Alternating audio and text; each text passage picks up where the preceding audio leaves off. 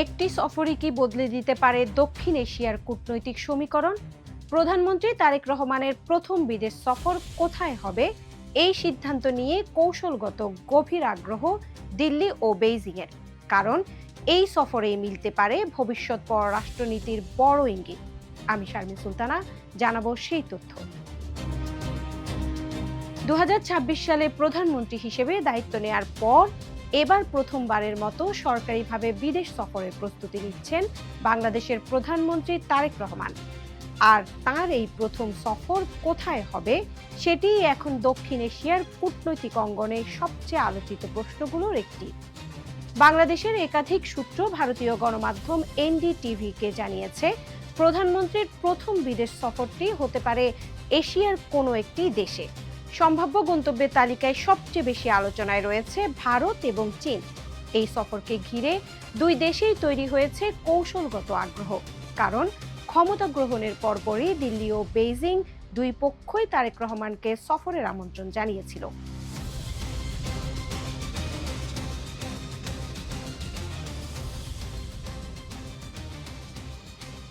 জানা গেছে, চীন আগামী জুনের শেষ ভাগে একটি দ্বিপাক্ষিক সফরের পরিকল্পনা করছে। অন্যদিকে ভারতের পক্ষ থেকে এখনো আনুষ্ঠানিক ঘোষণা না এলেও কূটনৈতিক যোগাযোগ অব্যাহত রয়েছে। বিশ্লেষকরা বলছেন, যে কোনো নতুন সরকারের প্রথম বিদেশ সফরের মধ্যেই লুকিয়ে থাকে বড় ধরনের রাজনৈতিক বার্তা। আর তাই বাংলাদেশের এই সিদ্ধান্তকে তুলনা করা হচ্ছে সাবেক অন্তর্বর্তী সরকারের প্রধান উপদেষ্টা মোহাম্মদ ইউনূসের সময়কার কূটনৈতিক অবস্থানের সঙ্গে। 2024 থেকে 2026 সাল পর্যন্ত দায়িত্ব পালনকালে মোহাম্মদ ইউনূস অন্তত 13টি দেশ সফর করেছিলেন, যার মধ্যে এশিয়ার প্রথম বড় গন্তব্য ছিল চীন। সে সময় ভারত বাংলাদেশের সম্পর্কের টানাপোড়েনের কারণে ভারত সফর আলোচনায় আসেনি। যদিও ব্যাংককে বিমস্টেক সম্মেলনের সময় ভারতের প্রধানমন্ত্রী নরেন্দ্র মোদী এবং মোহাম্মদ ইউনূসের মধ্যে বৈঠক হয়েছিল। তবে বর্তমান পরিস্থিতি কিছুটা ভিন্ন। বাংলাদেশের নির্বাচনের ফল প্রকাশের পর খুব দ্রুত প্রতিক্রিয়া জানায় ভারত। নরেন্দ্র মোদী প্রথম দিকের বিশ্ব নেতাদের একজন হিসেবে তারেক রহমানকে অভিনন্দন জানান এবং ভারত সফরের আমন্ত্রণ জানান। গত এপ্রিলে বাংলাদেশের পররাষ্ট্রমন্ত্রী খলিলুর রহমান ভারত সফর করে সম্পর্কের পরিবেশকে ঐক্যমতের আবহ বলে বর্ণনা করেন।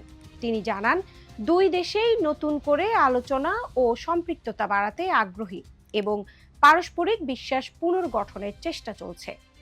অন্যদিকে চীন ও ঢাকার নতুন রাজনৈতিক নেতৃত্বের সঙ্গে যোগাযোগ আরও শক্তিশালী করেছে।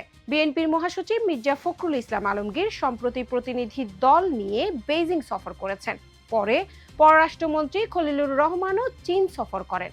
বিশেষ করে অবকাঠামো উন্নয়ন ও আঞ্চলিক কানেক্টিভিটি প্রকল্পে চীন এখনো বাংলাদেশের অন্যতম বড় উন্নয়ন সহযোগী।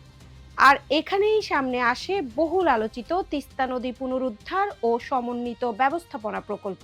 বাংলাদেশ সম্প্রতি এই প্রকল্পে চীনের অংশগ্রহণ চেয়েছে, কিন্তু পশ্চিমবঙ্গের সাবেক মুখ্যমন্ত্রী মমতা বন্দ্যোপাধ্যায়ের আপত্তির কারণে বছরের পর বছর তা এগোয়নি।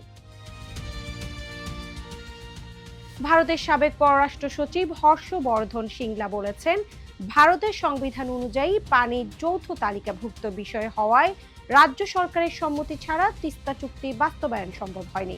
বিশ্লেষকদের ধারণা, যদি তারেক রহমান প্রথমে চীন সফর করেন, তাহলে তিস্তা প্রকল্প নিয়ে বড় কোনো ঘোষণা আসতে পারে। আর সেটি ভারতের জন্য অত্যন্ত সংবেদনশীল হয়ে উঠবে, বিশেষ করে শিলিগুড়ি করিডোর এর ভৌগোলিক গুরুত্বের কারণে। তবে কূটনৈতিক পর্যবেক্ষকরা মনে করছেন, প্রথম সফর চীন হলেও ভারত সফর খুব বেশি দেরি হবে না। কারণ বাংলাদেশের পররাষ্ট্রমন্ত্রী স্পষ্ট করেই জানিয়েছে, বাংলাদেশ তার পররাষ্ট্রনীতিকে কোনো জিরো সাম গেম হিসেবে দেখেন না। অর্থাৎ এক দেশের সঙ্গে সম্পর্ক ভালো মানেই অন্য দেশের ক্ষতি, এমন দৃষ্টিভঙ্গিতে বিশ্বাস করে না বাংলাদেশ। এখন দেখার বিষয়, তারেক রহমানের প্রথম বিদেশ সফরের গন্তব্য শেষ পর্যন্ত কোথায় হয়। কারণ সেই একটি সিদ্ধান্তই হয়তো বলে দেবে আগামী দিনে বাংলাদেশ দক্ষিণ এশিয়ার দুই পরাশক্তির মধ্যে কিভাবে কৌশলগত ভারসাম্য বজায় রাখতে চায়।